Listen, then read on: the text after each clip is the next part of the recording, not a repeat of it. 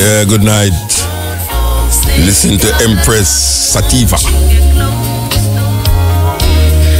The love song in the Rasta vein. This is the Cutting Edge, and I refer me there with you next Wednesday. Things getting away again. It always get away, but it escalate now. The Cutting Edge and IRFM. You know, we got a letter from the Leonard P. Oil Foundation. Very riveting letter that it was sent to me. I guess they sent it to me to read it. So I'm going to read this letter from the Leonard P. Oil Foundation. This is Leonard Oil family, to be exact. So here goes. The Leonard Percival Oil Foundation's position on Pinnacle and the Rastafari Millennium Council.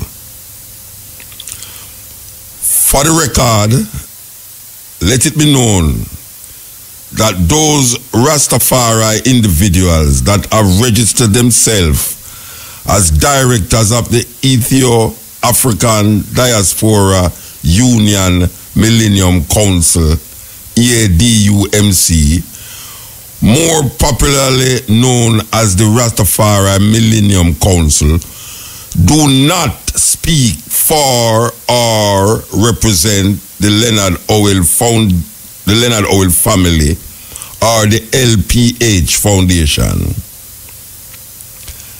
The present chairman of the LPH, which is the Leonard Oil. All right, come again. All right. For the record, let it be known that those Rastafari individuals that have registered themselves as the directors of the Ethio-African Diaspora Union Millennium Council, more popularly known as the Rastafari Millennium Council, do not speak for or represent the Leonard Oil family or the foundation. The present chairman of the LPH Foundation and the first son of Leonard P. Oil want all members of the Rastafari movement, the Jamaican government, and the wider public to be aware of this fact.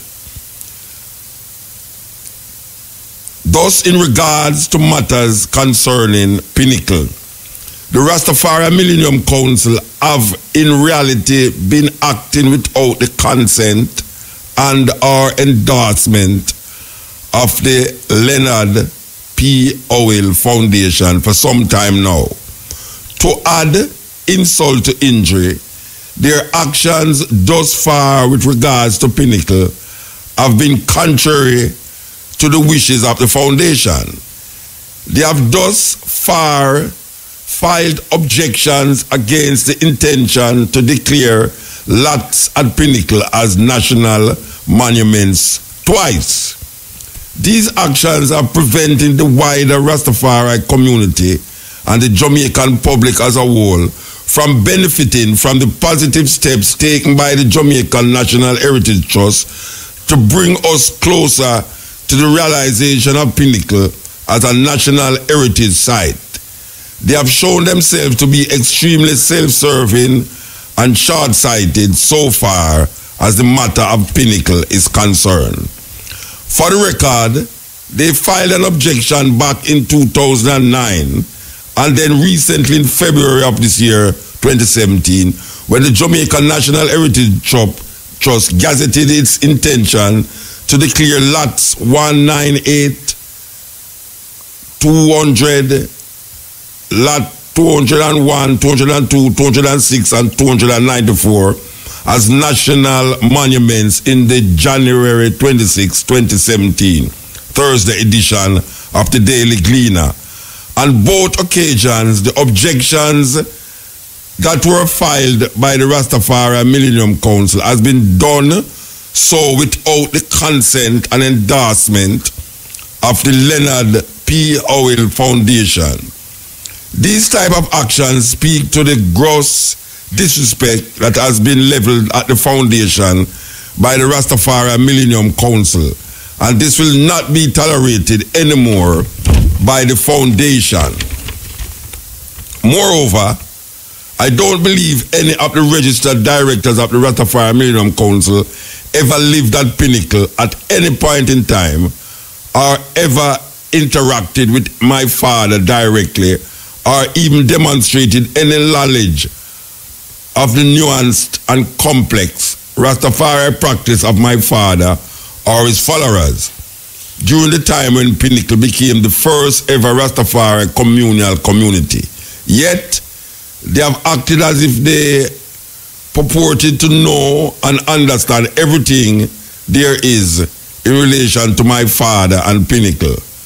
In reality, they do not have any authority whatsoever to speak on matters concerning either the LPH or Pinnacle as a national heritage site.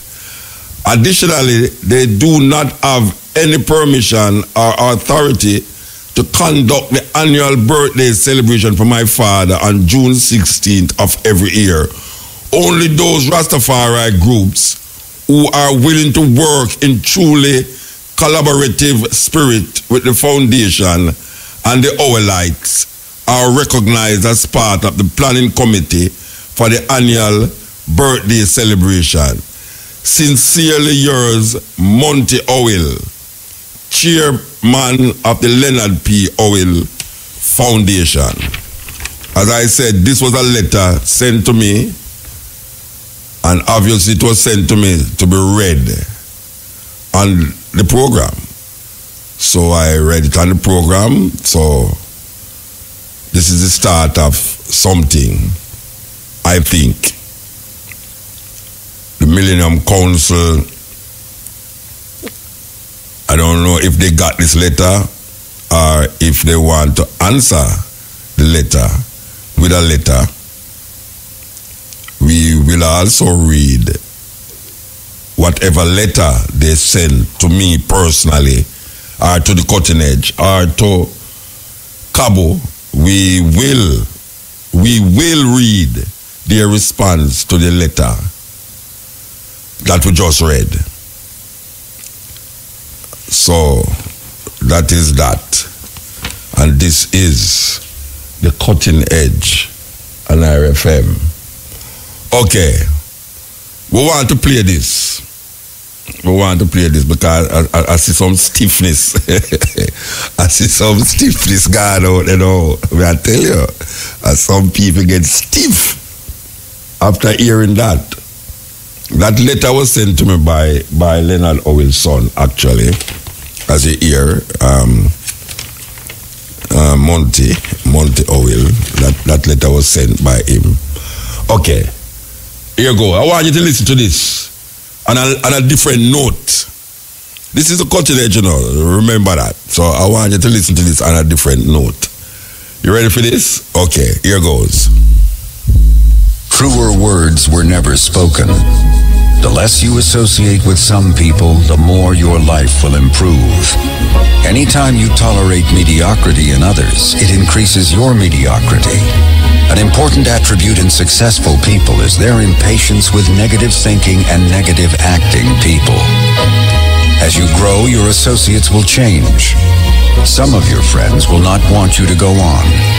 They will want you to stay where they are. Friends that don't help you climb will want you to crawl. Your friends will stretch your vision or choke your dream. Those that don't increase you will eventually decrease you. Consider this. Never receive counsel from unproductive people. Never discuss your problems with someone incapable of contributing to the solution, because those who never succeed themselves are always first to tell you how. Not everyone has a right to speak into your life. You are certain to get the worst of the bargain when you exchange ideas with the wrong person. Don't follow anyone who's not going anywhere. With some people, you spend an evening. With others, you invest it. Be careful where you stop to inquire for directions along the road of life. Wise is the person who fortifies his life with the right friendships. If you run with wolves, you will learn how to howl. But if you associate with eagles, you will learn how to soar to great heights. A mirror reflects a man's face, but what he is really like is shown by the kind of friends he chooses. The simple but true fact of life is that you become like those with whom you closely associate, for the good and the bad. Note, be not mistaken. This is applicable to family as well as friends. Yes, do love, appreciate, and be thankful for your family, for they will always be your family, no matter what. Just know that they are human first, and though they are family to you, they may be a friend to someone else and will fit somewhere in the criteria above. In prosperity, our friends know us. In adversity, we know our friends. Never make someone a priority when you are only an option for them. If you are going to achieve excellence in big things, you develop the habit in little matters. Excellence is not an exception. It is a prevailing attitude.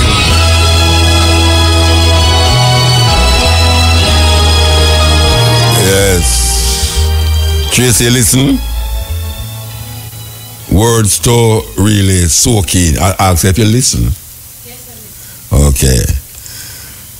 We want the people them listen to these things, you know. Especially them hours a night. You need some of them kind of inspirational talk. But we want to play this. All right, I could play this first and then go play the other thing we want to play. But you know, you have to teach them. So children live what them learn. That's a serious thing. As we are saying, we're on that track here. So we're going to play this. We know you know it, but we're going to play it now in the program itself.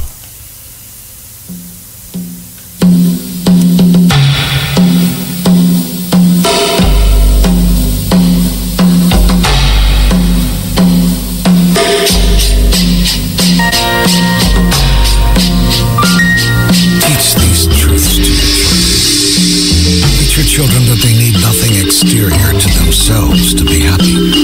No person, place, or thing. And that true happiness is found within. Teach them that they are sufficient unto themselves. Teach them this and you will have taught them grandly. Teach your children that failure is a fiction, that every trying is a success, and that every effort is what achieves the victory. The first no less honorable than the last. Teach them this, and you will have taught them grandly. Teach your children that they are deeply connected to all of life, that they are one with all people, and that they are never separate from God. Teach them this, and you will have taught them grandly. Teach your children that they live in a world of magnificent abundance, that there's enough for everyone, and that it is in sharing the most, not in gathering the most, that the most is received. Teach them this, and you will have taught them grandly. Teach your children that there's nothing that they are required to be or to do to be eligible for a life of dignity and fulfillment, that they need not compete with anyone for anything, and that God's blessings are meant for everyone. Teach them this, and you will have taught them grandly.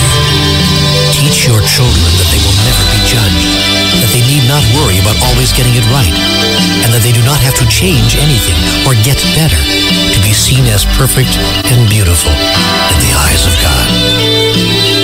Teach them this, and you will have taught them grandly. Teach your children that consequences and punishment are not the same thing, that death does not exist, and that God would never condemn anyone. Teach them this, and you will have taught them grandly. Teach your children that there are no conditions to love, that they need not worry about ever losing your love or God's, and that their own love, unconditionally shared, is the greatest gift they can give to the world. Teach them this, and you will have taught them grandly. Teach your children that being special does not mean being better. That claiming superiority over someone is not seeing them for who they really are. And that there is great healing in acknowledging mine is not a better way. Mine is merely another way. Teach them this, and you will have taught them grandly. Teach your children that there is nothing they cannot do, that the illusion of ignorance can be eradicated from the earth, and that all anyone really needs is to be given back to themselves by being reminded of who they really are. Teach them this, and you will have taught them grandly. Teach these things not with your words, but with your actions, not with discussion, but with demonstration. For it is not what you do that your children will emulate, but how you are that they will become.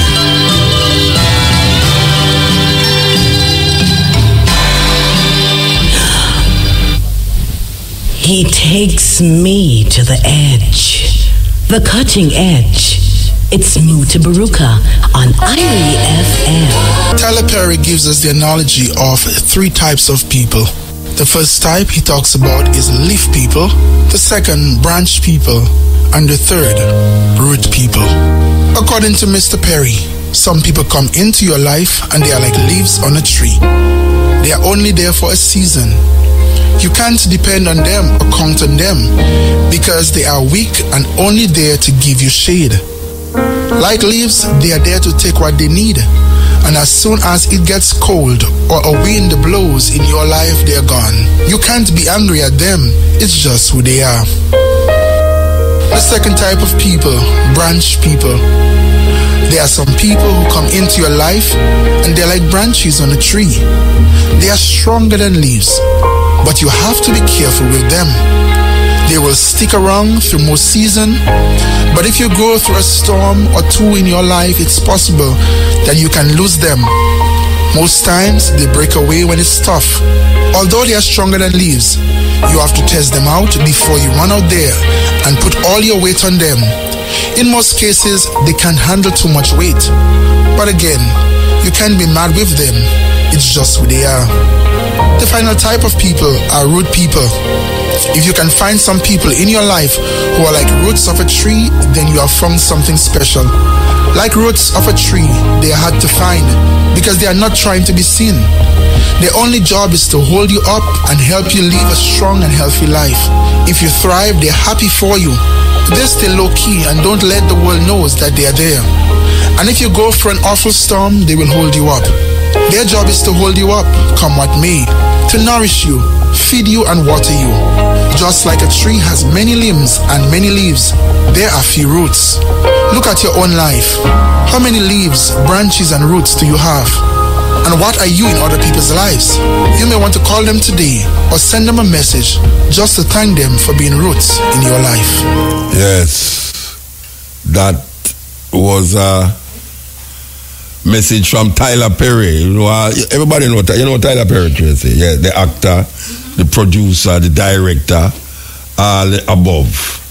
Okay, so somebody tell me say they would like ear back. The first one when we play. Apparently, them catch part tight. Somebody say, if I could play it back. Well, we have time, so we're going to play it back for them. But my white friends are upset, and for good reason. It's not every day you people get to see the inside secrets we whites have used for decades to dominate people of color. But don't fear. My white friends are just mad, because once you know all the secrets to gaining real black power, they will no longer be able to rule over you, because basically you blacks are the cash cow for white economics, and it has always been this way. Now, let's get back down to business. Today, I'm going to give you 3 more tips to gaining real black power. And this time I will try to keep it short. Last time we spoke about unity, religion and economics. And while these are very important to establishing black power, there are other factors, more subtle, which you will need if you were to ever rule the world again. The first is self-image and self-love. The reason why you spend so much time trying to be friends with us white people is because you really don't want to be friends with yourselves. Your issue with self-image is a psychological one, which we implanted when we gave you our religion. This weapon was very effective, because it got you black people to fall in love with our image of beauty while at the same time making you hate your own. You see, every time a little black girl watches television, she is systematically being programmed to hate herself. And this is really a crime, because that little black girl will grow up and teach her little daughter to hate herself too. These methods of mind control are called implants. They are very effective, and boy, let me tell you, if I had a dime for every black female who permed her hair, I'd be a millionaire. You black men really have to get it together. For you to perm your hair is saying to the world that nappy, kinky hair is not good enough to wear. To believe this is culturally suicidal and reinforces our white supremacy system on every level. To perm your hair as a black woman is like a shark cutting off its fin. To do this is an open declaration that you hate who you are. And everybody knows this but you. We whites look at you and quietly laugh. We can't believe how you try to suppress your own DNA and then teach it to your daughters like it is some kind of family recipe to make popsicles. This act is nothing to be proud of. You should stop it, and stop it now. I've seen little black girls as young as 5 years old with perms in their hair. This is completely niggardly and self-hating. Some of you black girls take it a step further and wear other people's hair in your heads. How can any self-respecting people do this and keep a straight face? I mean, really. This is ridiculous. I'm sure the Koreans are lefting all the way to the bank selling you blacks other people's hair. And I'd be willing to bet that the Hindus who distribute it are getting a nice payday too. You see, under our white supremacy culture, we take your sicknesses and turn them into profit for us. We know you cannot stand your black skin either and will buy all kinds of creams and lighteners to look more like us. We've made billions of dollars on your dysfunction. This is the way we keep the money rolling in. The sad thing is you hate yourself so much, you were willing to burn your scalp and face to change it. Some I have seen cut their noses down to be more white. Michael Jackson was one of those girls who did this. I mean, guys. Whatever. You get what I am saying.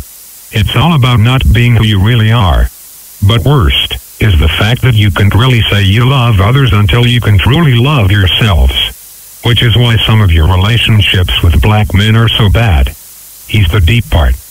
Some of you would diss a black guy because maybe he didn't go to church or have a good job. You would say if he does not believe in Jesus, you cannot date him. Remember, many of the images of Jesus have blonde hair and European features. So you diss the black guy for a blonde hair white guy who's basically a ghost, and then turn around and diss yourself by bleaching and perming your hair to look like the blonde-haired white image we gave you during slavery. Long story short, you were so in love with our image you reject everything that's not us. And that's how we control you. If I saw my white girlfriend trying to put other people's hair in her head and trying to look black, I would not respect her as much as I probably should.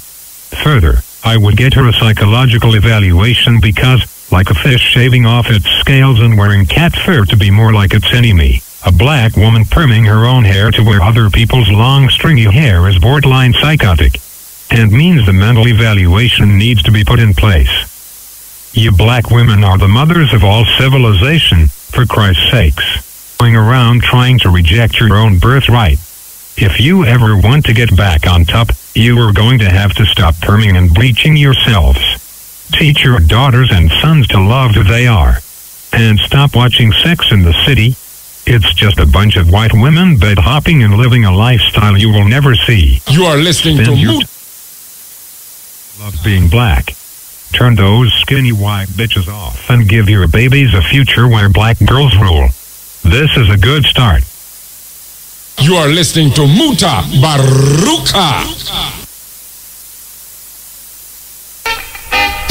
Welcome to Jamaican Roots and Culture. I'm Pat Clark. The cotton tree is of cultural, spiritual, and historical importance to Jamaica. The appearance of this extraordinary tree makes it a prominent feature of the Jamaican landscape. A cotton tree can live for hundreds of years, and indeed, there are cotton trees which have existed in Jamaica since the days of slavery. While some regard the cotton tree's immense size as the reason for its association with the spiritual realm, others point to a possible connection between the cotton tree and the baobab tree, which is a tree of great importance to the people of Africa. The tree's relationship with animals, such as Jamaica's yellow snake, is another reason why the cotton tree is often shunned and viewed with fear in Jamaica. The yellow snake is known to sleep in the hollow of the giant cotton tree. Some say the cotton tree is linked to the spiritual realm because of its association with graveyards. In fact, in the days of slavery, the belief was also strong among the enslaved Africans that cotton trees could move about and assemble with each other in the dead of the night. Another reason for the association between the cotton tree and the spirit world is the notion that it embodies not its own soul, but the souls of the indwelling spiritual beings, such as the souls of gods or some other ancestral beings. All things considered, however, the most important way in which the cotton tree is associated with the spirit world is the belief that the spirits of the dead, the roots and branches of the tree, and the spiritual realm have long been recognized, although there has been little effort to explain why. In Jamaican folklore, the cotton tree is chief among some 50 plants that are for various reasons linked with spirituality. Jamaicans view the tree with awe as they are believed to be in some way connected to ancestral spirits, perhaps because some of these trees have been in existence from back in the days of slavery, and it was a common practice in those days to hang slaves on cotton trees. The spirits of the dead ancestors are then believed to have haunted those trees. And now, to end Jamaican roots and culture, here's our famous quotation from the Black diaspora. There are few things in the world as dangerous as sleepwalkers. The words of Ralph Ellison. And that's how we end this week's edition of Jamaican Roots and Culture. For Jamaican Roots and Culture, I'm Pat Clark. Yeah, this is the Cutting Edge on RFM. As you can hear, we're depending on a tracker. And we're not come and fight. We want to play something here that you really have to listen to carefully. The reason why you have to listen to carefully is because of the accent. It is a shaman from India, what they call a guru. You know, they have gurus, like oracles, like people who help you to move from one level of consciousness to the next level. Like counselors, like advisors in the spiritual realms in the eastern part of the world, especially India. Them call them guru. Well, this is a guru. And I'm going to ask the question, where is God? Somebody asks him the question, where is God? And this is how him answer. Here goes. You have to listen carefully.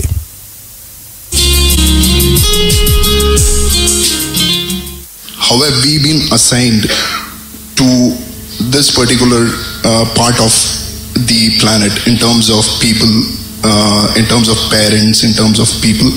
This is in terms of existence in this planet. And the other question is, which again triggers my belief in God, is who's the person who controls our life before we are born and after our death? So you believe lots of things. So you believe before you were born you were somewhere, after you're dead you're going to be somewhere else. Everything you believe. Too many assumptions. When you have so many assumptions, no way to approach truth, isn't it so?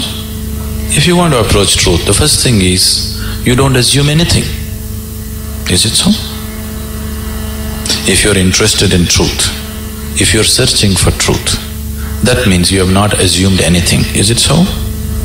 If you already made your assumption, you're just trying to find a confirmation for your assumption, that is not seeking truth.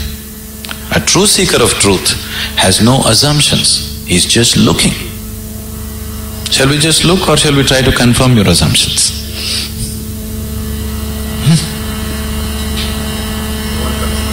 You want confirmation. You're right. Does that get you any closer? If I tell you your beliefs are right, does it get you any closer to truth? Does it? You feel better. Oh, okay, I've been right. But nothing gets solved, isn't it? Life doesn't get solved, does it? No. So confirming your belief systems doesn't mean anything. This is a big problem with human beings. They want to be right all the time. This is the biggest problem. In fact, it is the basis of all conflict in the world. I am right, you are wrong. This is the problem, isn't it? Isn't it so? What I believe is right, what you believe is wrong. Isn't this the basis of all problems in the world? Whether it's within the family or in the community or in the world or wherever? Yes? Shall we eliminate the problem a little bit? The first thing you need to do is, after all, they are your beliefs. And your beliefs are not original, picked up, isn't it? Your priest or mullah or father or mother, somebody put it into you, isn't it so? Picked up from somebody. It depends how powerfully they worked on you. And they work pretty powerfully. Because the business is at stake otherwise. So what you assume may have nothing to do with reality. Now you're trying to understand something which is beyond the physical, with physical context. It won't happen. You're trying to perceive something which is beyond physical through sense perception. Such a thing cannot happen. Now you want to measure the depth of the ocean, but you went with a foot scale. You will obviously come with wrong conclusions, isn't it so? If you want to measure the depth of the ocean, your first business is to get the right kind of instrument. Yes? Yes or no? That's your first business. That's all I'm saying. You want to know something beyond the physical. First thing that you need to do is to have a perception which is beyond five senses, which can perceive that which is not physical. Only then you perceive. Otherwise you can only believe or disbelieve, isn't it? If I tell you God is actually in my pocket, this many people can believe me? This is a ridiculous thing, oh, we don't believe that, but I can tell you a more elaborate story if you want, which we can work on and make you believe in, isn't it? Right now God is in my pocket. This many people believe me, this many people disbelieve me. Have these people gotten any closer to God than they were before? Have they? Or have these people gone any further away? No, nothing changes, isn't it?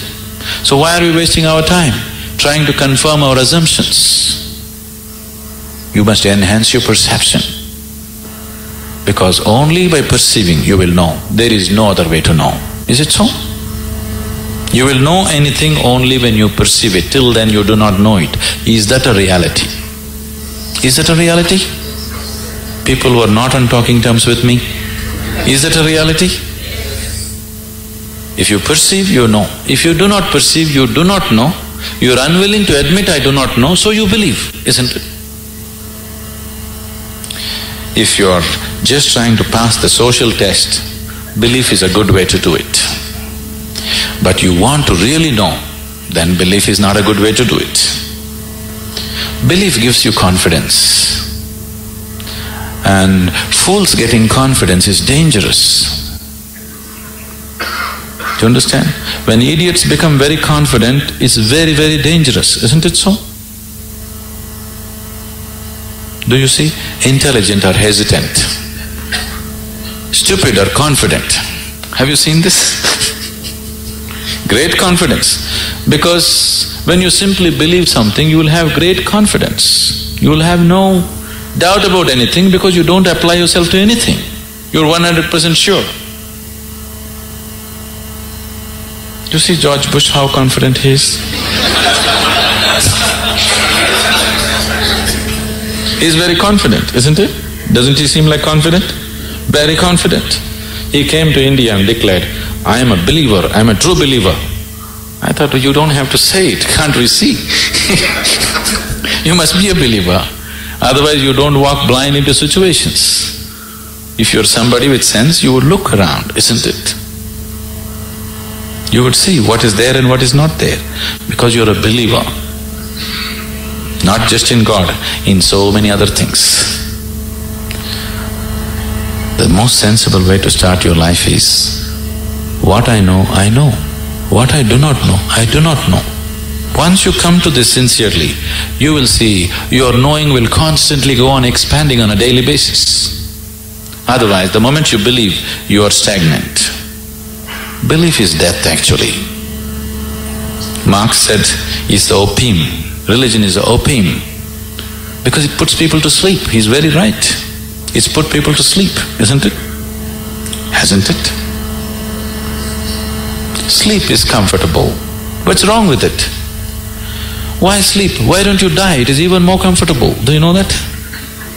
Because anyway you're a believer, after all your God is waiting, why don't you go? Yes, isn't it? Because anyway you know when you die you'll go to God. What is the problem? Why are you waiting, going to this hospital, all this nonsense? Why don't you go? Why are you delaying your progress towards God? That's not right. You're not a true believer, isn't it? This is the Cutting Edge on IRFM. You just listen to Sadhu's guru talking about where is God. You know, we always say if we use the term God is in an eye and out of eye. You know, you are in God, God is in you, just so it go. Anyway, we're going to play the same brethren Sadhguru talking about karma.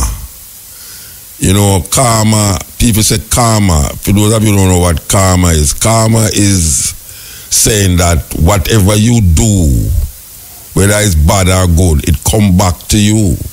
So if you do something bad, eventually that badness will come back. And if you do something or things good, eventually good will come back to you. That is a term they use named karma. A lot of us is surrounded by bad karma. Some of us is surrounded by good karma.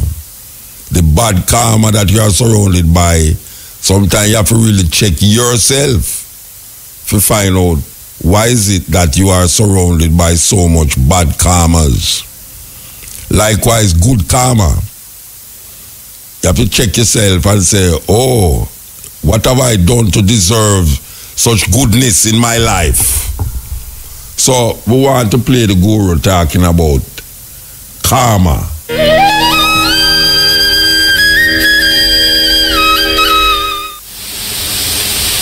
Now,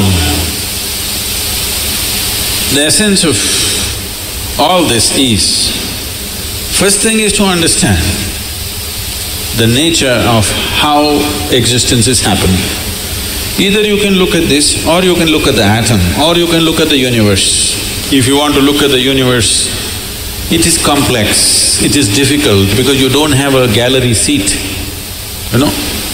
There is no… it is not like a stadium, you can sit somewhere and watch the whole universe.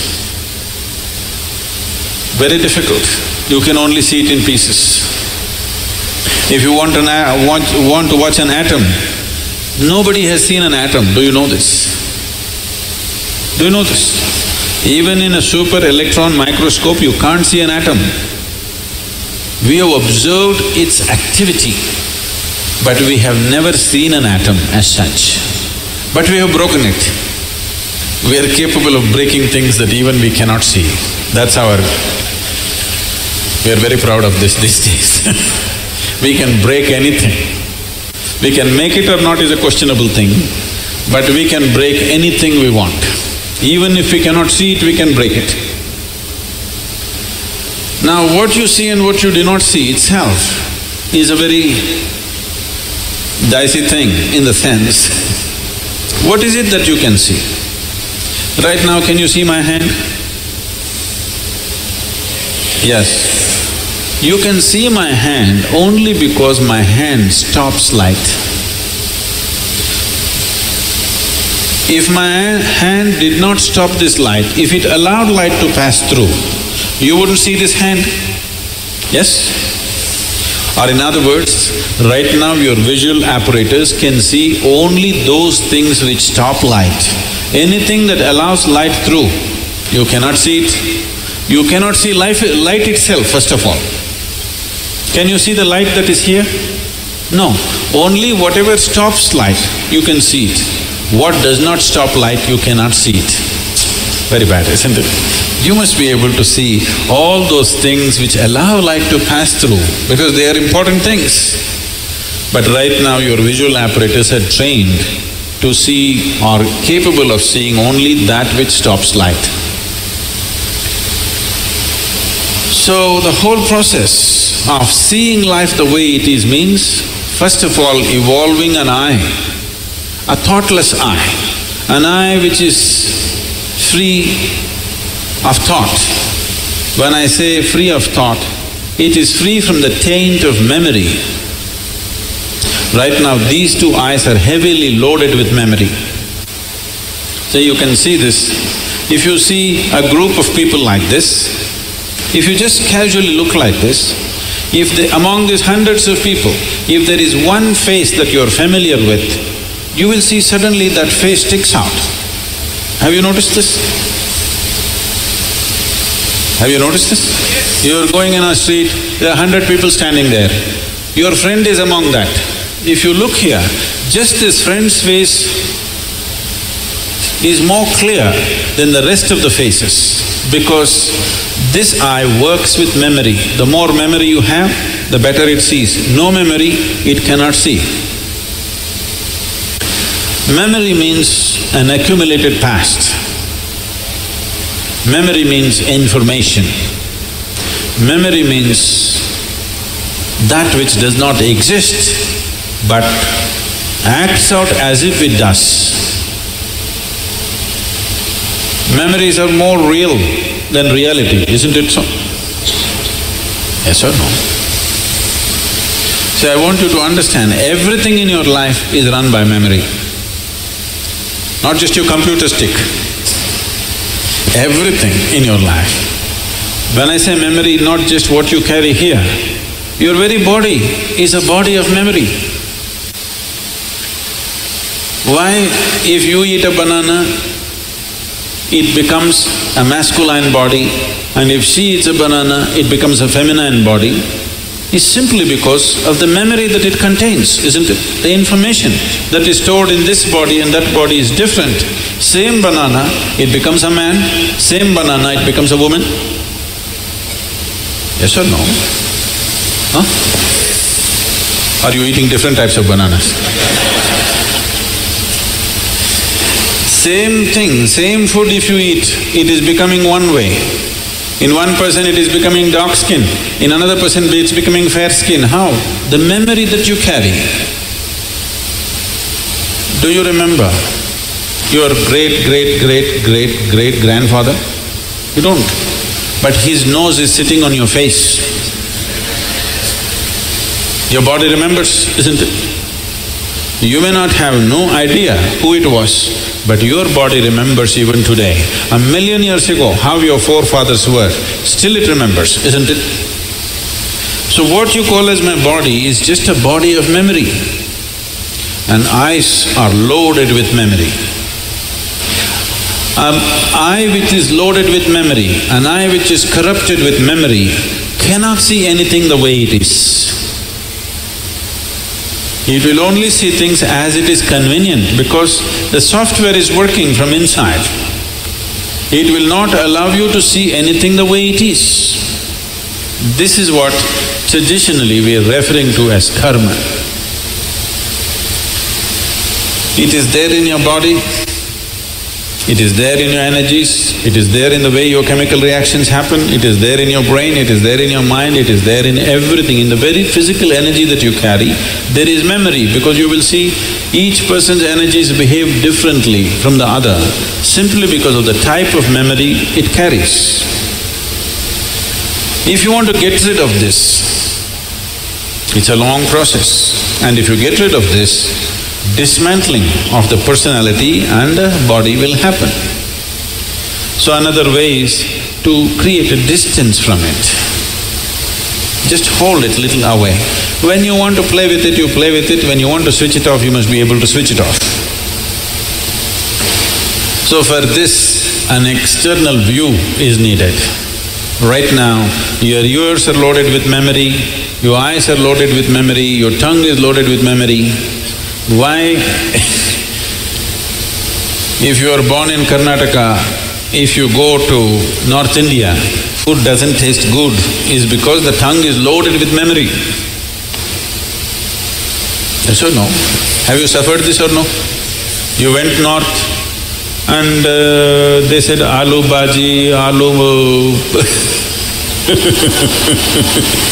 aloo matar, aloo palak, aloo parota, aloo, they said. You couldn't stay there because your tongue is loaded with memory. It wants the same things back, otherwise it will suffer. So what being loaded with memory means is a cocoon of the past is holding you. It will not allow you to even move into the present. A cocoon of the past holds you, and you allow it to do this because it feels safe. It creates a cocoon. There is safety, but in safety there is also imprisonment. You're really safe if we lock you up in a safe, isn't it? But the problem is you can't get out. That's the whole problem. Walls that you build as self-protection, they also become the walls of self-imprisonment. That is the nature of life. If you lock yourself from inside or outside, it's the same thing. As long as you do not open the door, whether somebody locked you from outside or you locked yourself from inside, there is no difference. Anyway, you are imprisoned, isn't it? At least somebody locked you from outside, you can at least complain and scream. You locked yourself from inside, you can only be depressed. You cannot even scream. At whom will you scream? So this process of what we are looking at is the memory imprints itself on all levels, right up to the elemental level. From the 5 elements which function here, from just after that, memory's work starts. So when we utter the word karma, it is not one simple formula, or it's not, people are saying theory of karma. We are not talking about any theory. We are referring to a certain reality. Karma means memory, action and memory. Past action exists only in the form of memory, isn't it so? Yes? Memory, not just what you carry here. Every cell in the body carries its own memory. Why one atom behaves differently from another atom? Though the same ingredients is, it has a memory. A hydrogen atom has one kind of memory, oxygen atom has another kind of memory. Unless you mix them up, they will continue to behave like that. It is in a small circle, you are in a little larger circle, the universe is in a much larger circle, but the same memory rules all of it. So when we said karma, we are not talking about some concept or philosophy, we are referring to a certain reality which is finding manifestation as who you are. The very shape of your body is because of memory. If a bird eats a mango, it becomes a bird. If a worm eats a mango, it becomes a worm. If you eat a mango, you become a human being. Same mango, how many things it's doing, depending upon what kind of memory it carries, isn't it?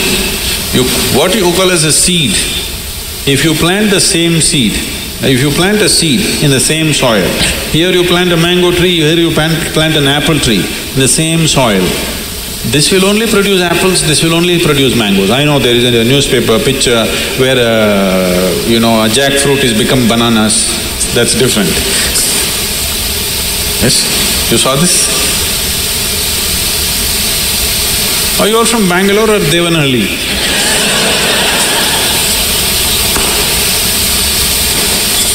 No, you didn't see this. A bunch of bananas are coming out of a jackfruit for some reason.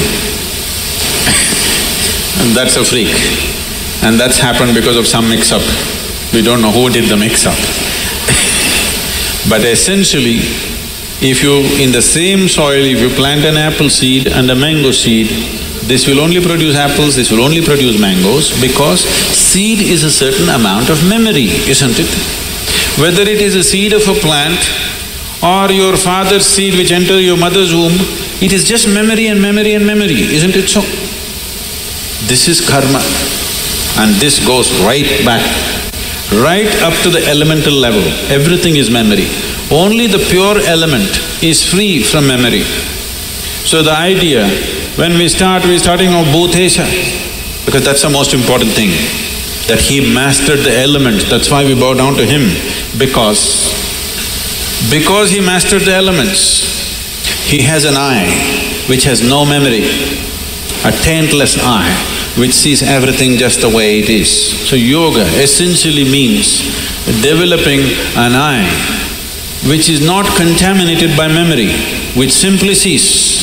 It does not see things the way your memory perverts it.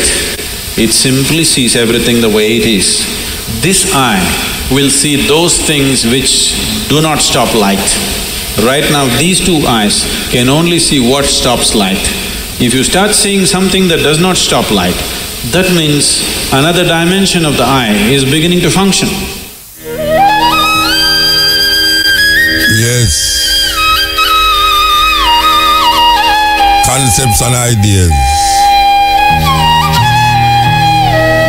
Man speak of memory, and how memory is the source of all feelings.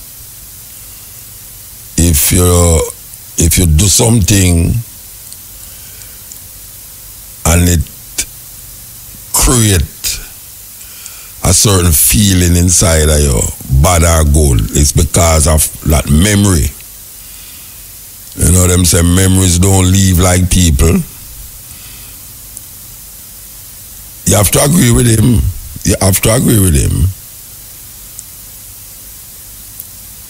When you feel or taste something, it's because of the memory.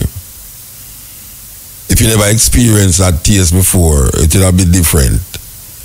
But because you have experienced other tastes, when you taste something else out of bounds to what you know, it becomes insipid. You know, my daughter, the elder daughter, my older daughter, she loved porridge and she loved dasheen. But I know why she loved porridge and dasheen.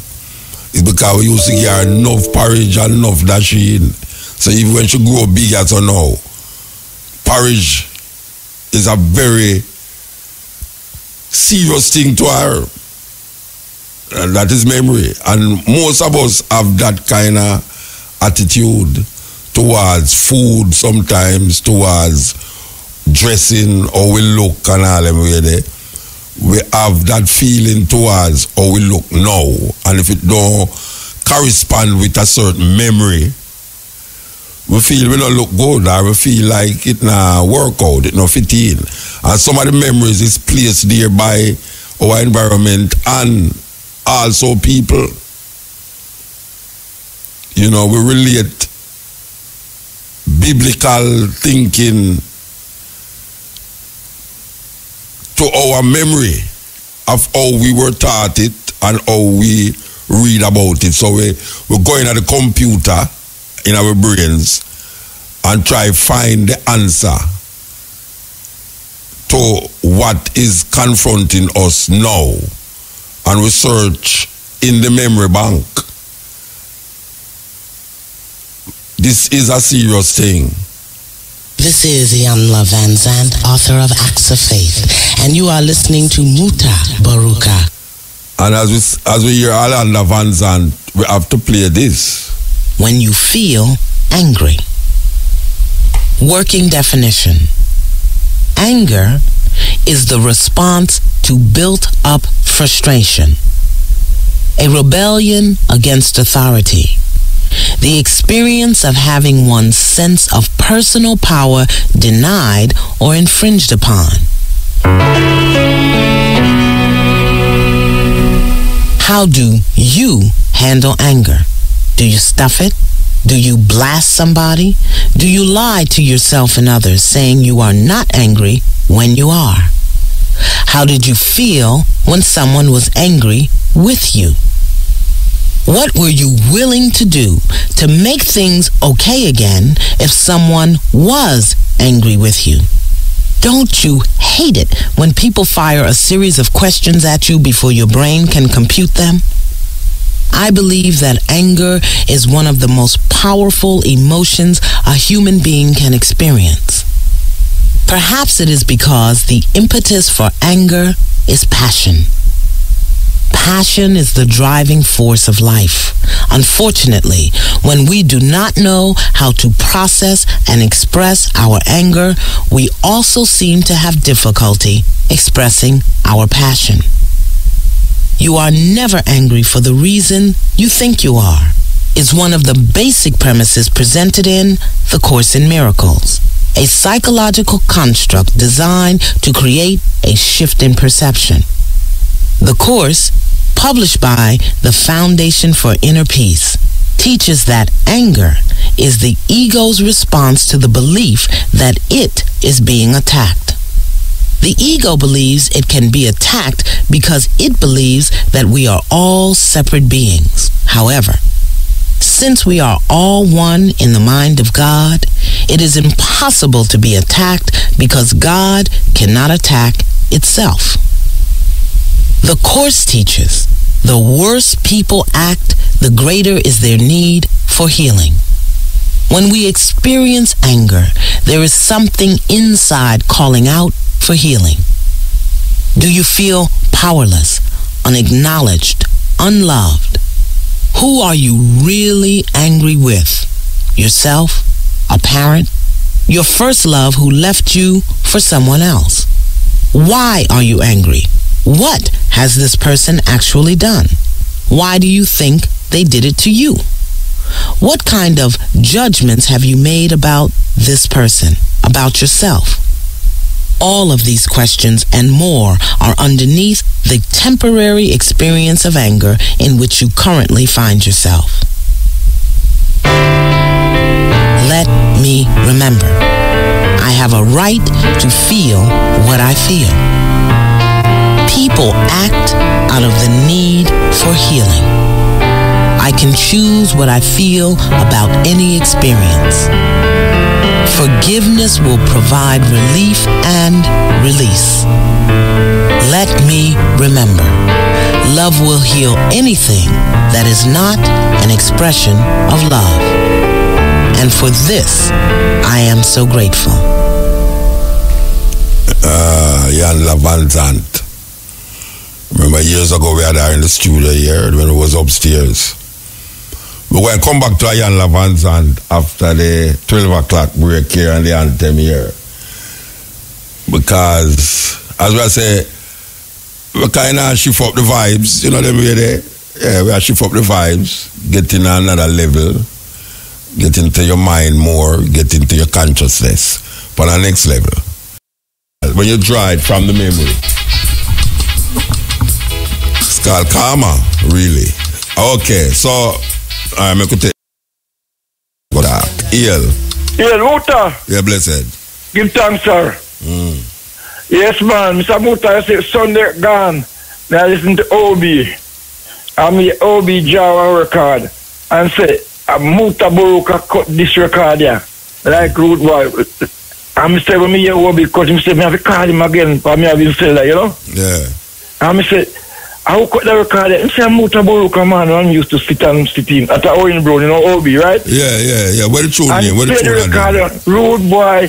Me say, brother Muta sound so nice, man. Where the tune go? Where the tune name? Like that's a Rude Boy. That kind of record there. Rude Boy? Yes, man.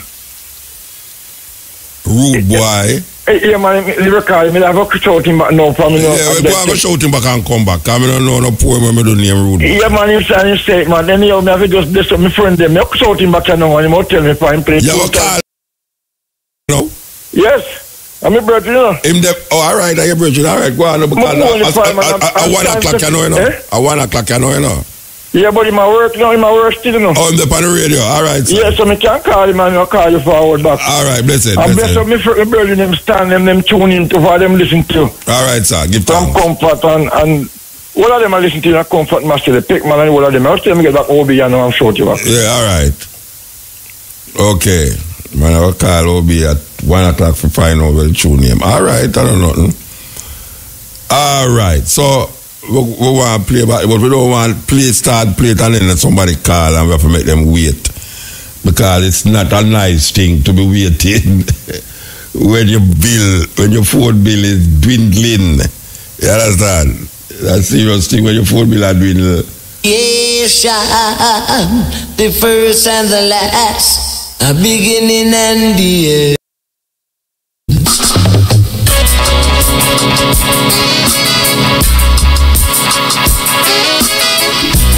Yeah, Yel Muta. Blessed man.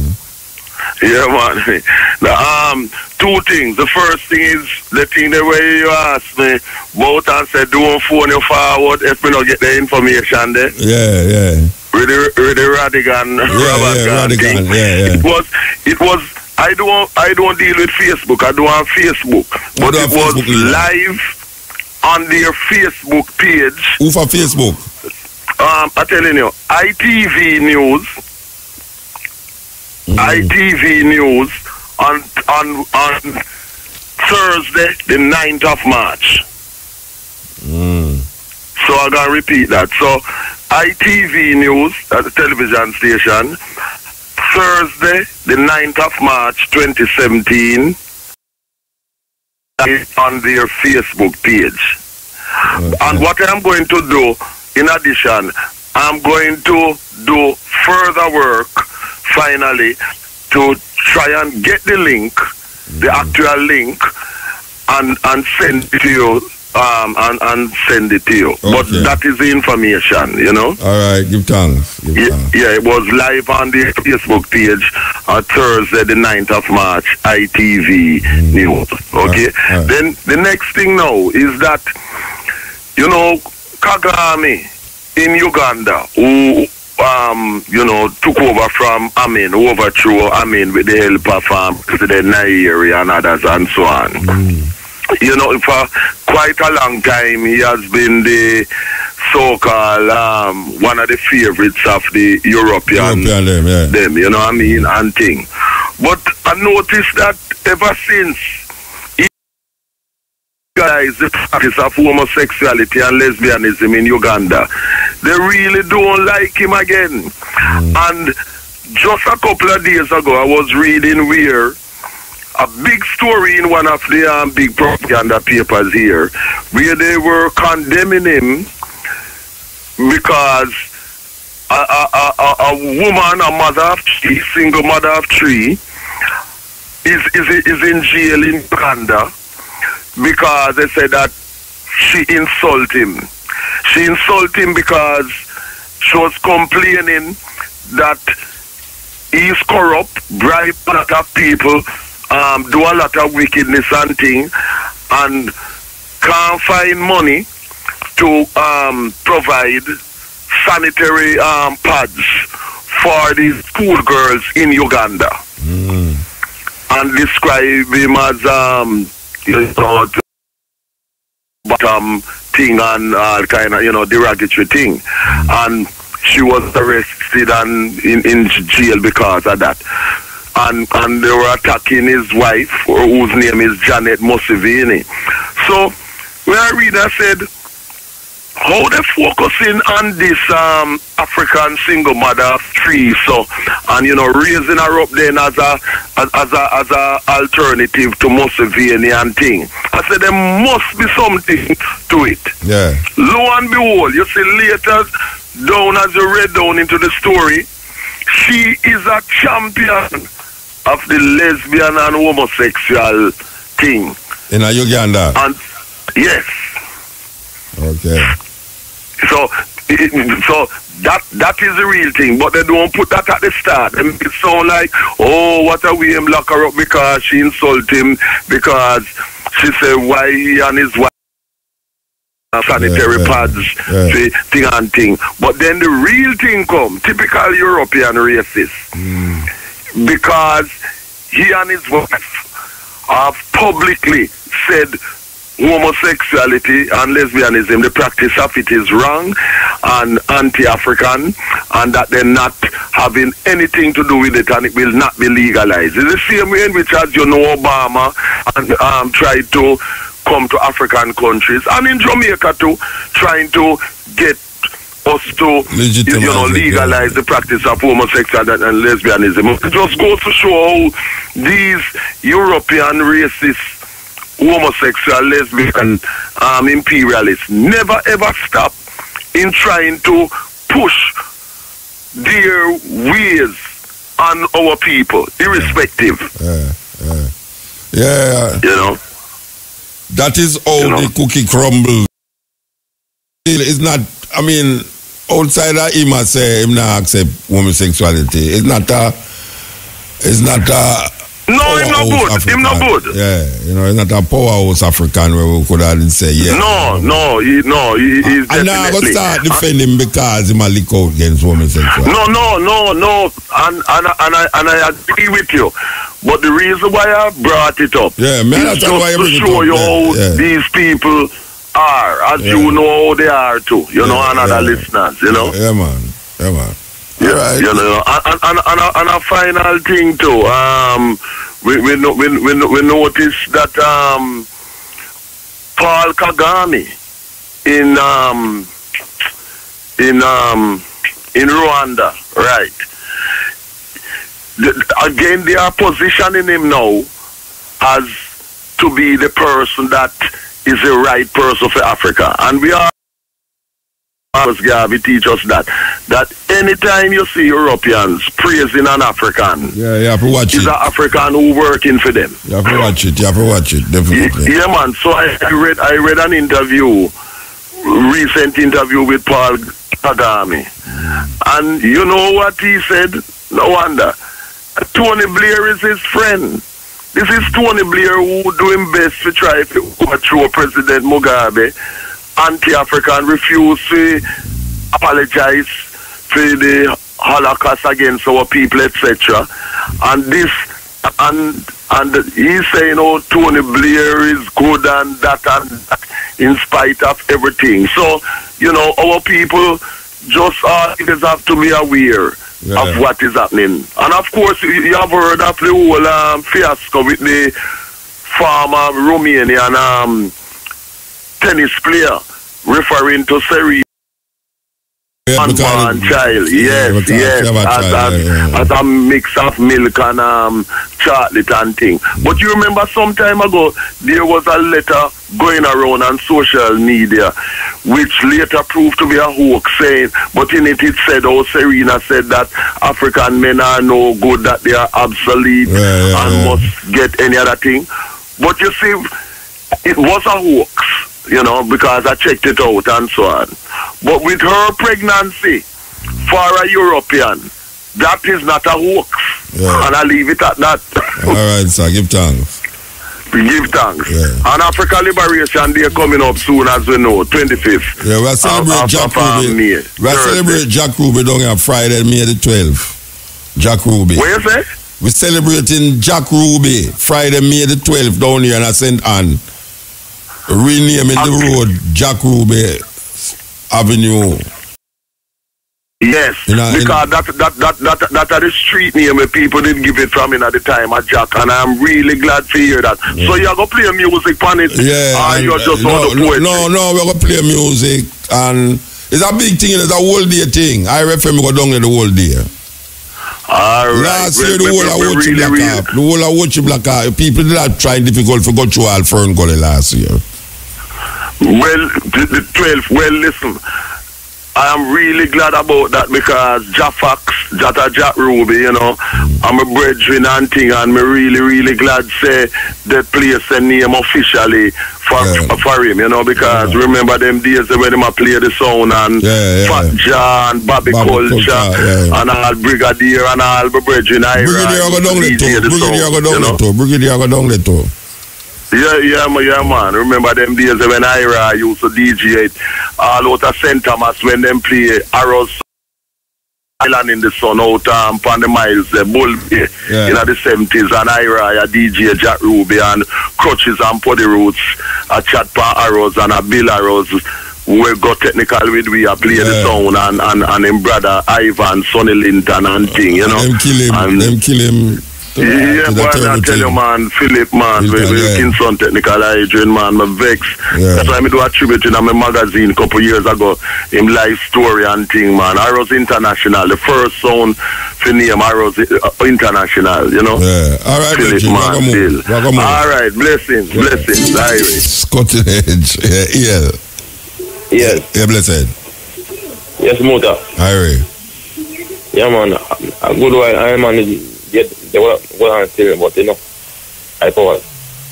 Yeah, man, I give thanks to the sound from my daughter, the man, talking about anger and them things. Oh, I am Lavan's aunt name. Yeah, man, trust me, man, them sound really inspiring, man. Trust me, Virgin, and I man pass through certain things still, and them sound just make I man look within myself more deep and say, boy, you know? Yeah. I them thing I man did go through, so. Well, give thanks, man. Give thanks. Yeah, man. So that is like it's just a form of charity, you know? Yeah. Towards them time why man go through. Give thanks, legend. All right, sir. Give thanks, yeah? Yeah, man. Best of luck. Yeah, we know say all the people that listen. I will know say it must seep into some of your consciousness. You know, we hope say it help somewhere along the line. It help somewhere. Cause when I listen to it help I too. You know, and it's years we listen, years we listen. There's so much thing to bring to the people them on the radio. If we just have time enough. But there's so much things, man, so much things that we can do to radio. Don't know why the announcer them a joke it out. Like them a joke it out, man. Yes, EL. Muta. Yeah, blessed. Me get over here. Yeah, what happened now? Where you say now? Him said the record near the People's Choice. People's Court, man. Him never. Yes, you're right. So the first you hear that? I never know say you cut that one, man. Oh, you mean, they're the most popular poem ever do, man. And that, me find out, man, Mr. I'm a call back Obi. And him bust it up again, man. Oh, him just a play it now? Yeah. No, him come off now. But me I said this Sunday. Yeah. He play about 3 times straight, man. Okay, all right, sir. We love it, Muta. All right. But you don't play it, you don't play it. We play it all the while, man. We play it all the while. I just train all this time. No, we don't play tonight. We're on a different level. All right, thanks, enough respect. All right, yes. Maybe tomorrow. Look yes, tomorrow. Yes, show it back here. Yeah, all right. Yes. What was it there? Joe feel I'm thinking in there. Joe feel I'm thinking in there.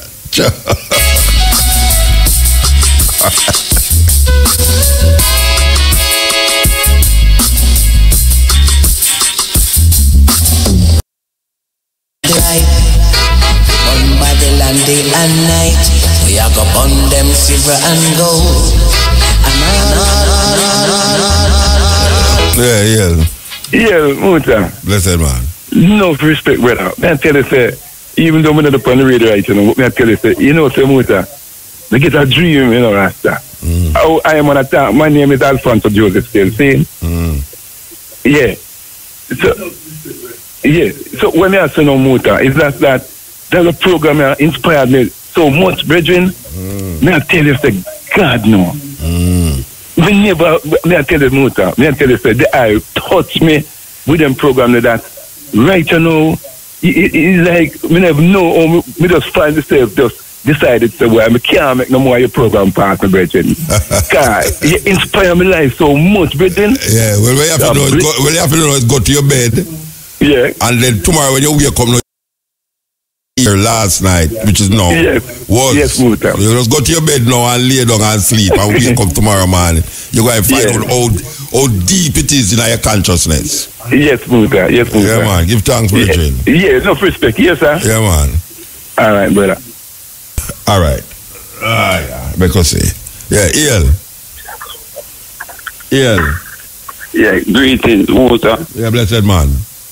Yeah, I imagine I have the store from Alpha Chain in a Central Plaza. The brethren what you doing? You know, try to get to you, my boss. And the phone ever call me and get me noted. Yeah, man, for real, man. Yeah, man. I know your topic where you're on tonight, you know, but you know, ask for a long time thing. The Duaya story. The man who did that shadow and go to Africa, that story that break, man. Daya, name. Yeah, but you can't get it now, man. That top 4 hours. No, we know. You want me replay that? You want me replay it? Huh? You want me replay that? Yeah. All right, we're going to look it up. We're going to look it up. Yeah, man, we're going to look it up. Definitely. So, yeah, you know, man, how your business, man? You know? Yeah, how the business are going, man? Good, man. Good, my boss, man. You get me? Yeah. Oh, Turkey, man. Yeah, man. See you, man. Dubai, man. Number no motor. I want to get your number. All right, my boss. Give thanks. Yeah, man. Give thanks.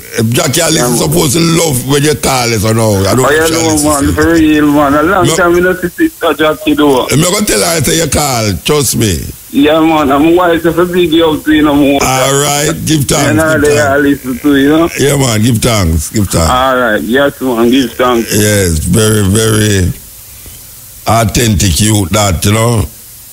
Working. We love when we say a youth at work. Man and wife just work together. We love that.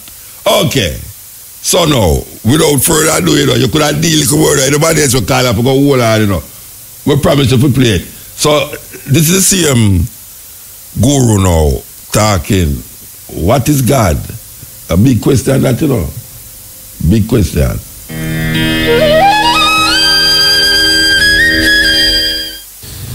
The soul is the body is filthy. How is it possible? Yes? That's what we've been doing, isn't it so? Saying God is sacred, creation is filthy. How is it possible? The very thought of God occurred to you only because you saw creation, isn't it? When you were born and you opened your eyes, you looked around, so much creation. Before you came here, so much has happened. Obviously, you did not create it. So you thought there must be a creator. This is how you come to the creator, isn't it? The moment you thought there must be a creator, because you're in a human form, you thought it must be a big man. A small man like me cannot do all this. It must be a big man. Just 2 hands, how can it do so much creation? Isn't it? Isn't it so? If you were a buffalo, you would be really thinking, God is a huge buffalo. Isn't it so? Yes or no? You go and ask a buffalo and see. A buffalo will insist, God is a huge buffalo.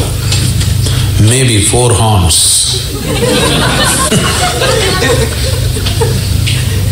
You know Idi Amin? You heard of Idi Amin? The Uganda man? Idi Amin declared, God is black. I agree with him. If a white man can have a white God, why can't a black man have a black God? But both are confused. We know God is brown.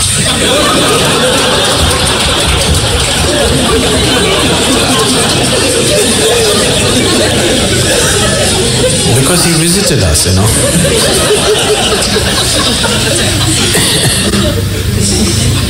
Some time ago, I was talking to a group of people in Nashville, in Tennessee. And I was telling them a joke. In the joke, I just referred to God as Him. Immediately a few ladies stood up. Do you believe God is a man? I knew where it's going. I said, see, I'm only telling you a joke. It doesn't matter. You said Him. Do you believe God is a man? They take the jokes very seriously. Now women are woman.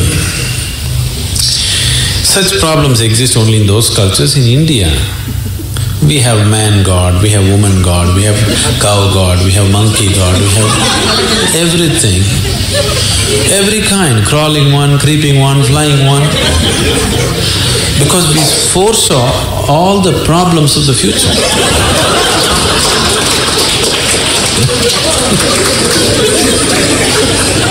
See, when man was the most powerful force on the planet, man was naturally God.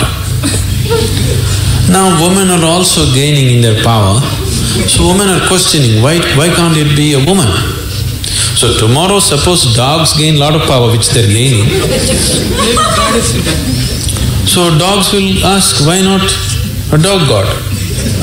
Actually, the spelling also is close, you know.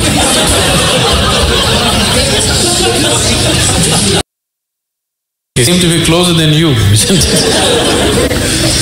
So your idea of God is just an exaggerated version of yourself, isn't it? Your idea of God is just an exaggerated version of yourself. See, you are still not able to define yourself, isn't it? Whatever definition you put on yourself is not correct. Any kind of definition you put on you, it is not enough to describe this one. When this small piece of creation is like this, the source of creation, how are you going to put a definition on it? You cannot define it, you cannot understand it, you can only dissolve into it. You can experience it, you can never know it, you can't make knowledge out of it. Whatever knowledge you have about God is just pure nonsense, cultural nonsense. Depending upon which kind of culture you are in, that kind of God you have. It can only be experienced. Experience does not mean you can eat it or you can grasp it. No, you can experience only by dissolving in it. There is no other way. So, we are just looking for methods of dissolution so that we can experience something far bigger than ourselves. You are listening to Mutabaruka. This is Yamla Van Zandt, author of Acts of Faith, and you are listening to Mutabaruka. Hi, my name is Stan, and I've been watching the Black Power community for the last 100 years. I just noticed that you guys have been having some problems figuring out what to do about me. You see, I'm a cracker. Yeah, the white man. The guy that has been running the whole world for the last 2,000 years. Well, the reason that I stopped by, I've been watching you guys fight over gaining real black power, and thought I would give you a few pointers. Since we white guys have been running things since we invaded Africa, I figured I would lay out a blueprint to help you achieve your objectives. Might as well use a plan that works, right? Besides, it beats the backward, no progress, mistake repeating methods you people have been trying for the last 400 years. So I knew all of you needed some help. Especially after Barack Obama got into office. He's a great guy, but a black man in a white man's house ain't really saying much considering all the hell you people have been through. Don't get me wrong. In many ways I know you were happy to get at least one black into office. This is good when you want to run politics, but ruling the world is what we white folks specialize in. Have you ever heard of the Illuminati? Well, that is the kind of coordination you are going to need in the world. Okay, let's get started. Today, I am going to give you 3 things that we did to take over the world. You can use these too, and begin to gain real black power. Number 1. The first step to taking over the world is unity. I know you have heard of this before, but black people seem to really struggle with this one. You just don't seem to get it. You would rather fight against each other, instead of your enemies. This is bad business and you will never get true freedom doing things this way.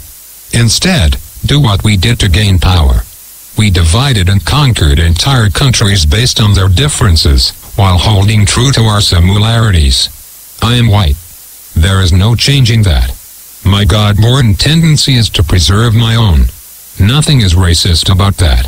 It is just common sense.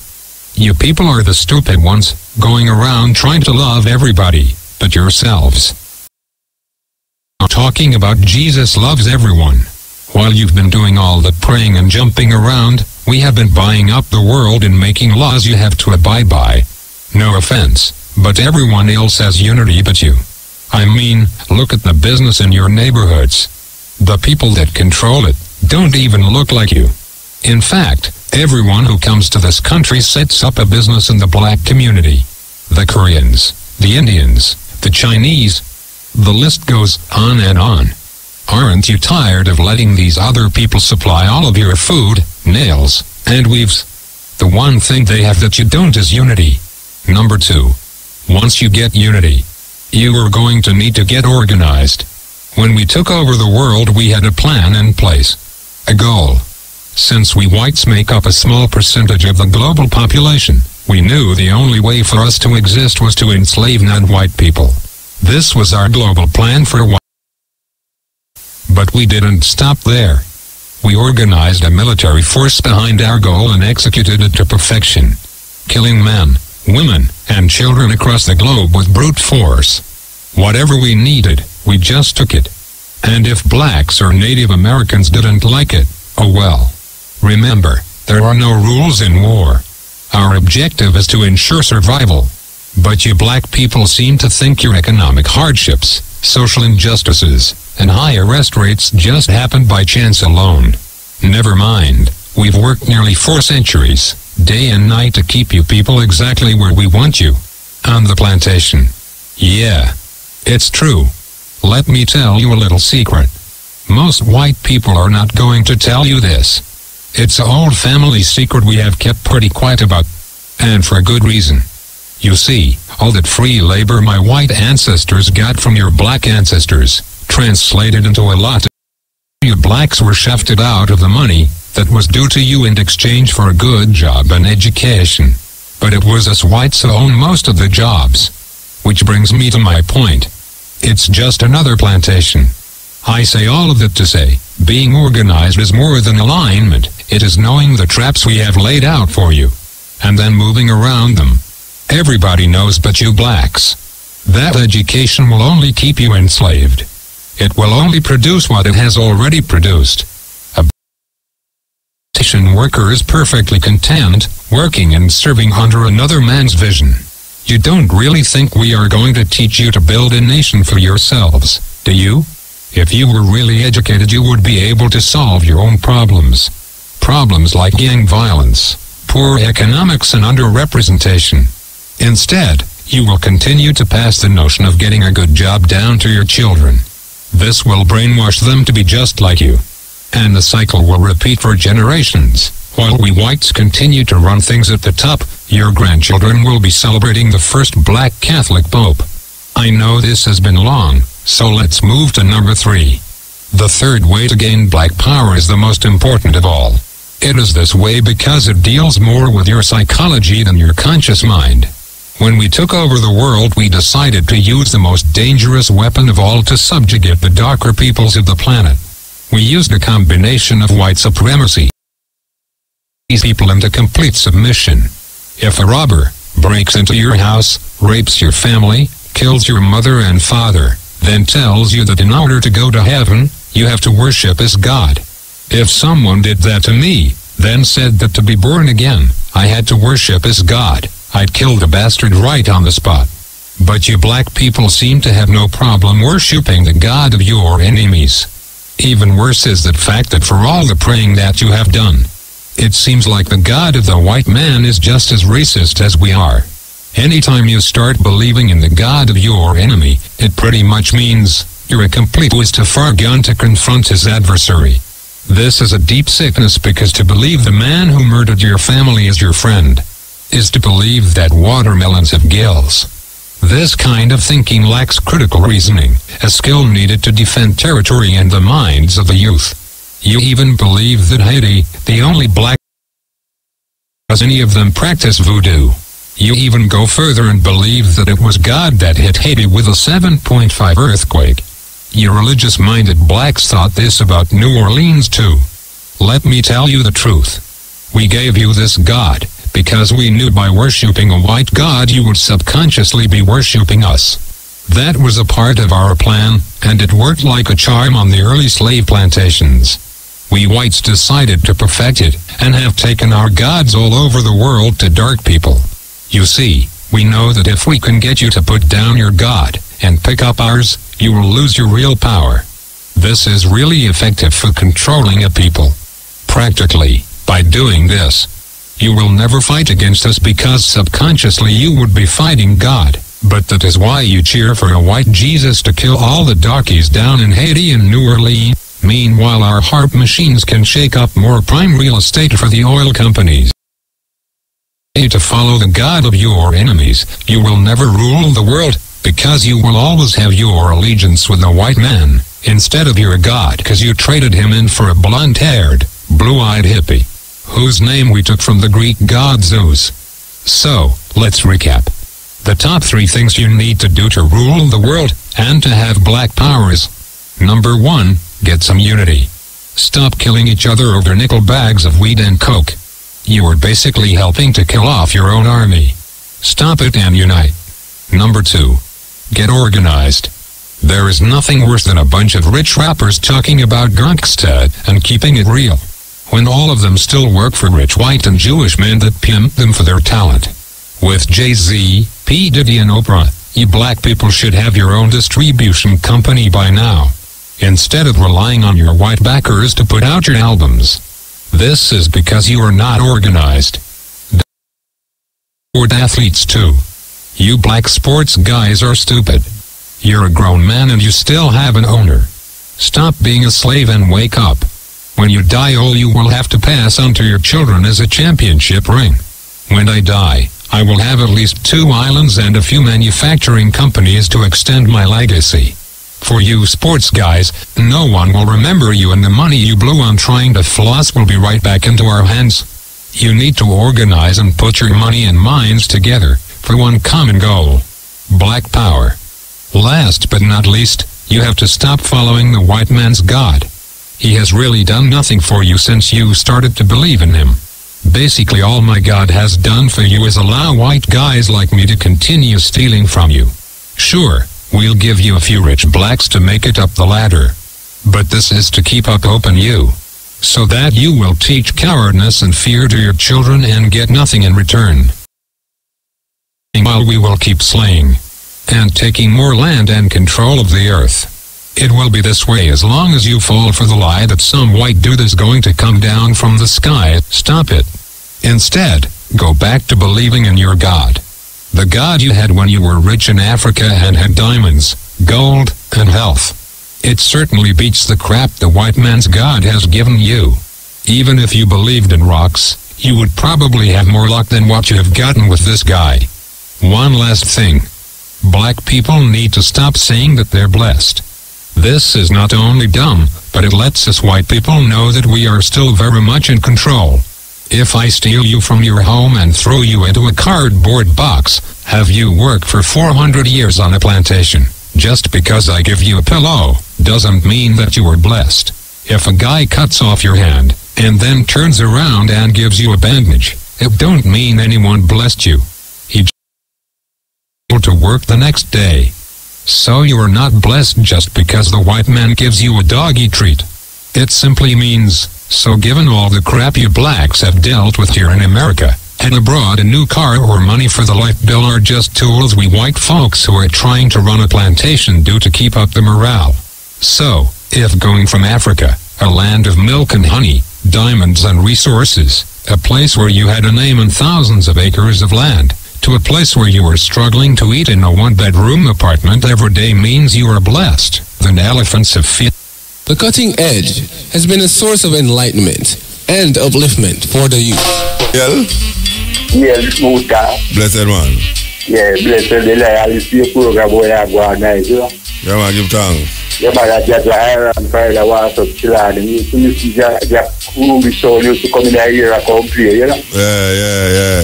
Yeah, man, you used to move with him there, mommy like together and that, yeah? Mm-hmm. Used to carry sound coming in here, and you might used to talk by the computer, Mike, you know? Yeah.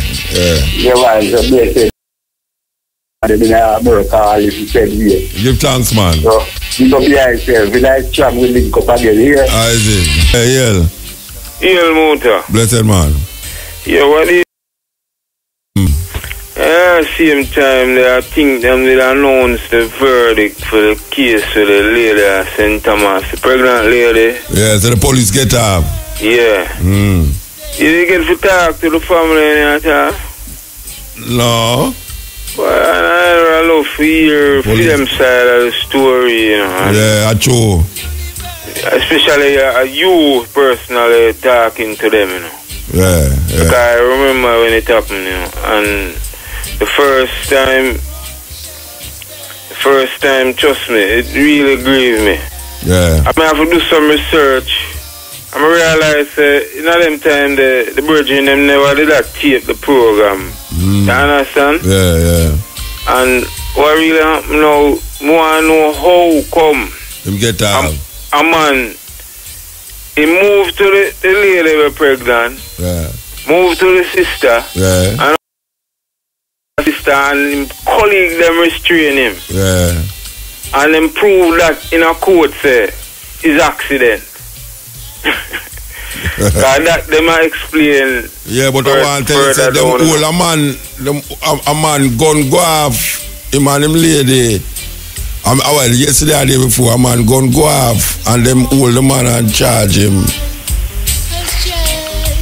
Them charge him, so I don't know. You know, say, I go follow up on it, brethren. Believe me. Yes, man. Give thanks, Muta. Yeah, man. Blessed. Yes. And you know, the weirdest thing about it, you know, is that they're African. I hear this thing, you know, and I say, when I come forward, I go really talk to one of the family members, you know, and I don't remember at all. So it's a lucky thing all the brethren I call you, so no, because I have to go follow up on that. I have to follow up on it, believe you me. We talk about it too much. And you know, say, I'm more than one of them to get killed. And the one where them Lego the policeman, that happened after and next pregnant woman did get shot in a St. Thomas, they said we, but we know you about that one up to now, almost about 8-9 years now. So yeah, I'm glad to the brethren call me and remind me, man. Yes, Yeah, Muta. Yeah, blessed. John Nostar, everything you're playing, everything in a sequence tonight, brother. Yeah, man. We'll set it up. Well, me have to go get a tape part of my dish, man. Because it's so important and vital. I bet you're going to see it on YouTube, man. Yeah, man, yeah. YouTube. Especially, the brother when I read the thing first, but him sound like the man that do the deca card. Oh, the first one. The first one we play. No, it's all like it's. Oh no, man! That's how we play every week. Oh. No, the first one we play was without music. It sound like the brother who do Desderata. Oh yeah, no, right. Not the Kafka, like a Desderata, yeah. Well, I'm listen to the program. I'm gonna start listening. But me know the which part. We listen to the program, I feel we are no better. Because every black people listen. Especially tonight. Especially tonight. That's why I'm going to play everything in a sequence, but everything we play. Yeah. Vital. Yeah, of course. Because you see all the thing where the man talk about God and thing. Yeah. I told you earlier to me not fit knowledge, you know, and it come like the perception will come to me and that make all the family, everybody to say you're mad, and look man, a white man, I come to that, you know. No, the brother is not a white man, though. Is that idea? And I'm a white man, oh. Which one you talk about? The one where say, we white, we teach you this, we give you this. Oh, yeah. That about, I told more than one of them talk about God. The guru when I talk about God, that's a different thing. Yeah, man. Knowledge is power, you know. I know. Bless up and keep up work here, sir. Yeah, man. Let me do two big up before I come high, you know. Go on, do it quick now. I'm working Vice Carter in Fort Salis now. Big him up at GPS. And Bobo Altis in New Orleans District Benton Pure Center and big him up too. In Fort Salis. All right. And Candy Joda Claremont. Big up. Yeah, man. Give thanks, brother. I'm blessed up. Yeah. Yeah, greetings, Muta. Blessed man. Yeah, yes, very Muta, and give thanks. That tape we just did with the white virgin there.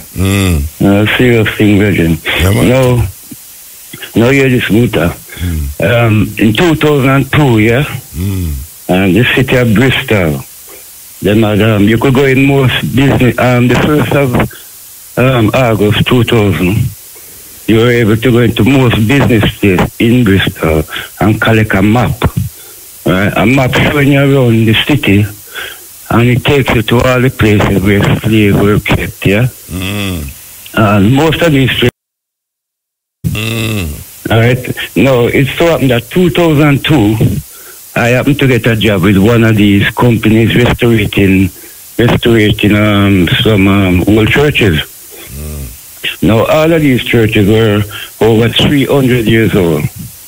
Now, the first day when I went, at the back of the pulpit is a baptism pit.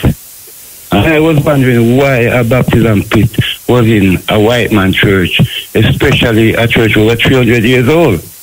Because they do not baptize people like we. Anyway, I get to find out that underneath the church is 3 roads.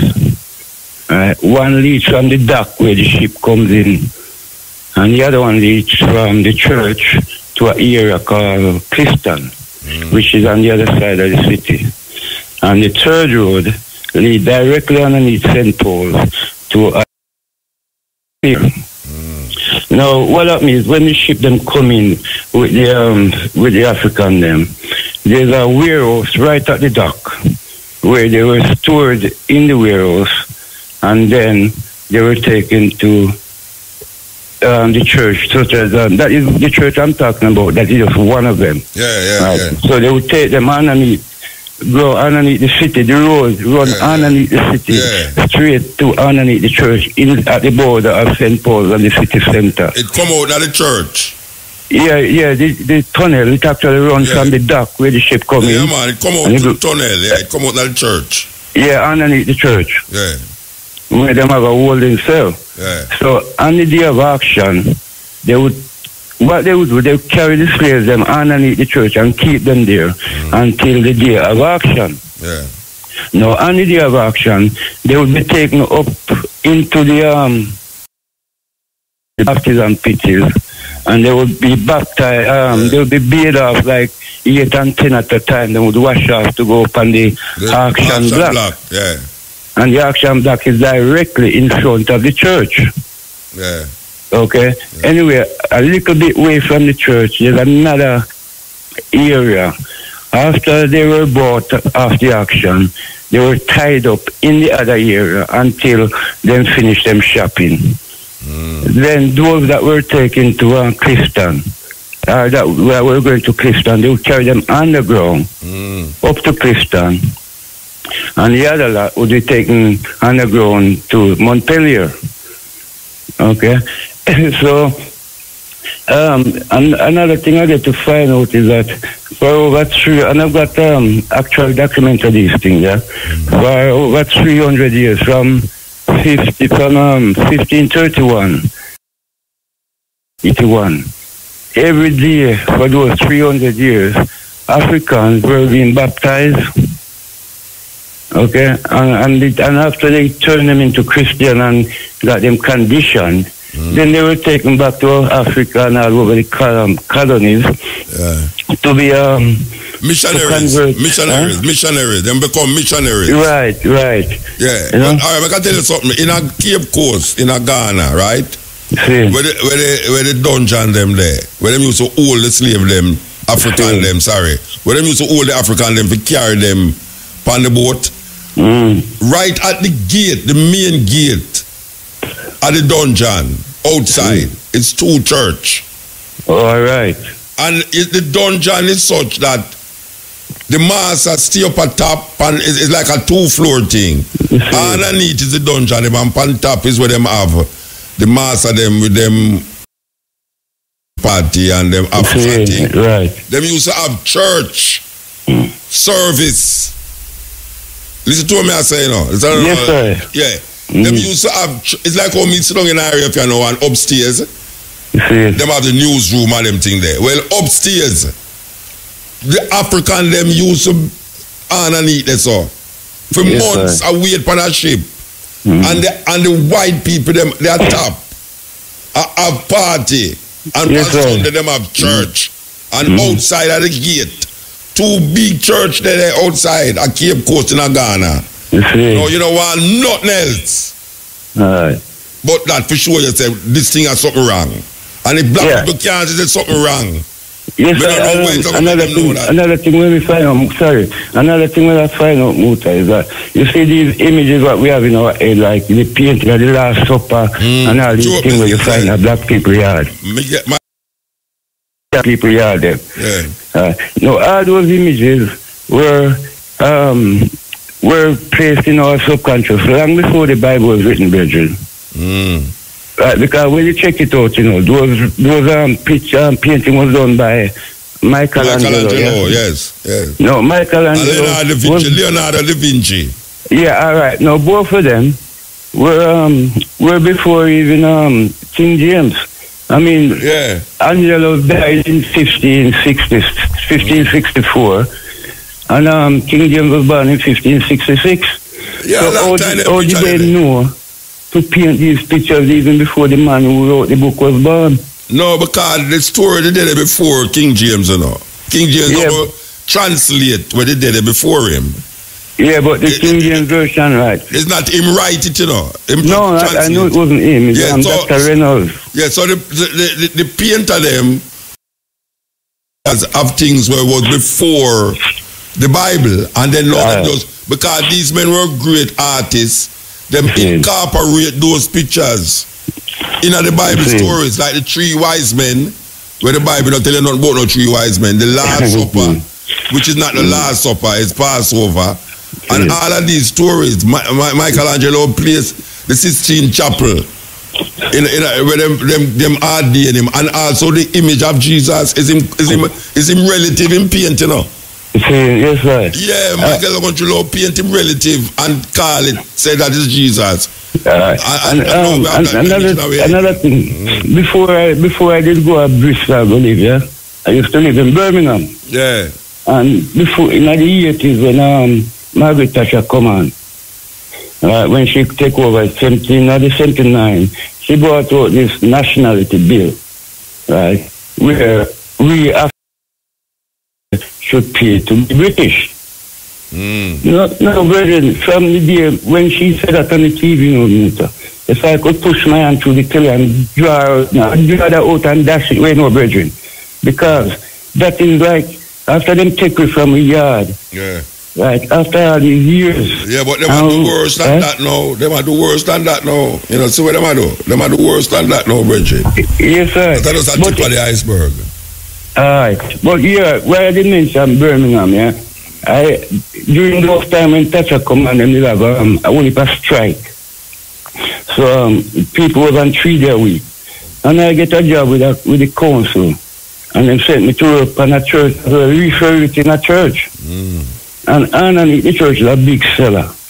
And it is flooded. So me pump out the water and a whole heap of books within there some boxes. Whole heap of books, brethren. And me take them out. And the whole age, this were an agreed point among all people of discernment. And nothing remained but to set it up as a principal subject of mirth and ridicule. See? So, Reader's Digest dictionary, ridicule means laughable, ridiculous. Ridiculous, yes. Yeah, you understand? Yeah, but you see, we can't figure out how black people still in the title. Anyway, we have to move it up, Virgin, because yes, sir. 4 minutes left for the program done. Give thanks. Well, hopefully I phone here tomorrow to talk about Obama's visit. Want Obama visit? Well, him said something, when he come here and say, Jamaica, one of his speech, he said, Jamaica means more to the United States, means more than just a country to the United States of America. So what you want to talk about with that? What kind of, because all this land tax and thing was, this thing about Indians already, them things that go on, Indians set this up from them time there. All right, sir, give thanks, yes. Okay, so you what I say now, give thanks to the moment, give thanks to the time, give thanks to the energy. We'll be forwarding on Thursday, which is today, from 2 to 5:45 on the Stepping Razor, the Art of War. Different program, total different program. So give thanks. One yellow fighter, as usual, Tracy, who left very early today. It was a pity. How that? Can't say how that now.